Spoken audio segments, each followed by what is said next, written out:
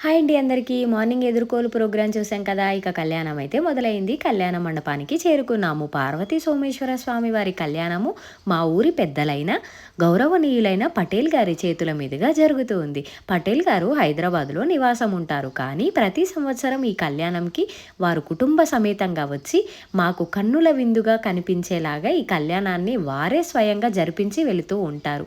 ఇప్పటికీ వారికి ఊరి మీద ఉన్న ప్రేమానురాగాల గురించి మా నాన్నగారు చెప్తూ ఉంటే మాకు చాలా సంతోషంగా అనిపిస్తూ ఉంది.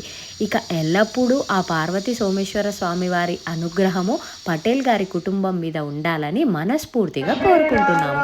ఇక్కడ జీలకర్ర బెల్లం ప్రోగ్రాం జరుగుతుంది చూడండి.